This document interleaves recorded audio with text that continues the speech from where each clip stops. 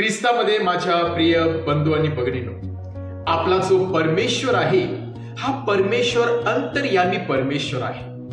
आपण परमेश्वर आपल्या अंतःकरणातील मनातील सर्व भावना जाणत असतो. या क्षणाला आपल्याला कशाची गरज आहे, या क्षणाला आपली गरज काय आहे ही परमेश्वर जाणत असतो आणि योग्य वेळी योग्य क्षणाला परमेश्वर आपली गरज भागवत असतो.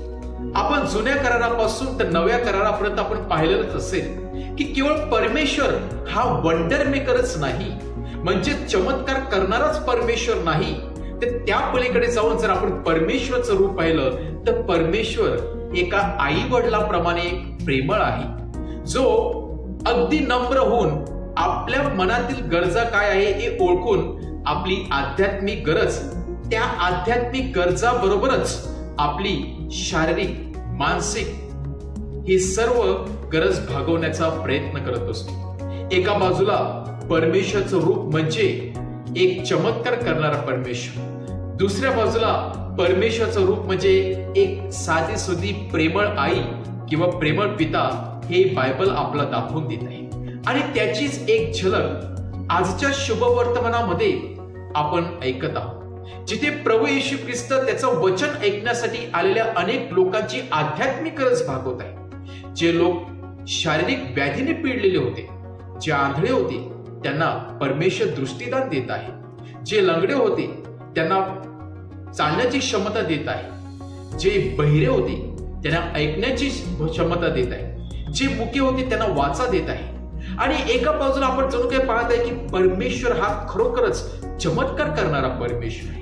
किंबहुना परमेश्वराने चमत्कार करून अनेक लोकांना त्या व्याधीपासून दूर केलेलं होतं. परंतु अचानक आपण परमेश्वराचा दुसरा चेहरा पाहत आहे, ते म्हणजेच परमेश्वर एक प्रेमळ आई आहे, एक प्रेमळ पिता आहे. ज्याप्रमाणे आई आणि वडील आपल्या मुलांच्या गरजा अगदी जवळून जाणत असतो आणि ते गरजा भागवण्यासाठी प्रयत्न करत असतो, तेच प्रयत्न आज प्रभू येशू ख्रिस्त एका आईप्रमाणे त्या जमाव्याची गरज भागण्यासाठी प्रयत्न करत आहे.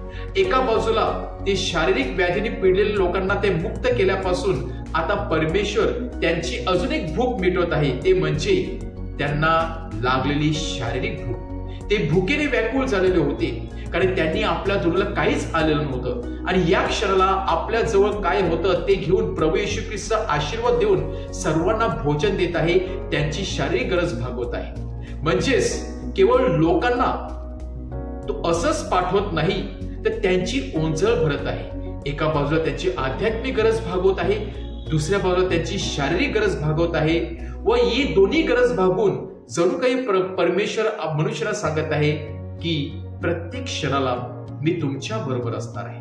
तुमच्या मनातील आध्यात्मिक गरज, मानसिक गरज, शारीरिक गरज हे परमेश्वर जाणून आहे आणि योग्य क्षणाला योग्य वेळेला परमेश्वर नक्कीच आपली ही शारीरिक गरज भागवत असतो, आपल्याला नवजीवन देत असतो. आज परत एकदा शुभवर्तमान आपल्या सर्वांना प्रभू येशू ख्रिस्ताचा प्रेमळ चेहरा आपल्या समोर ठेवत आहे. प्रभू येशू ख्रिस्ताचे वचन आपल्याला आठवत आहे की आपल्या डोक्यावरील केस देखील मोजलेले आहेत किंवा आपल्या डोक्यातील केसला देखील धक्का लागू देणार नाही, कारण आपण पक्षापेक्षाही कितीतरी पटीने अमूल्य आहोत आणि म्हणून परमेश्वर आपली गरज भागवत असतो, आपल्याला वाऱ्यावर सोडत नसतो. एका बाजूला परमेश्वर चमत्कार करत असतो, दुसऱ्या बाजूला परमेश्वर एका आईप्रमाणे, वडिलांप्रमाणे आपली आध्यात्मिक शारीरिक गरज भागून आपल्या बरोबरीने चालत असतो. दुःखामध्ये आपलं सांत्वन करतच असतो, परंतु आपल्या बरोबर राहून दुःख सहन करत असतो. आनंदामध्ये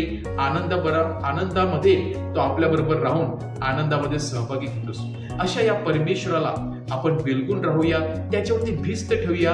प्रत्येक क्षणाला परमेश्वर आपली आध्यात्मिक शारीरिक गरज भागवणार आहे असा विश्वास ठेवून आपण परमेश्वराच्या मागे येण्याचा प्रयत्न करूया आणि परमेश्वराला आपल्या जीवनाचा अविभाज्य भाग किंवा घटक बनवण्याचा प्रयत्न करूया.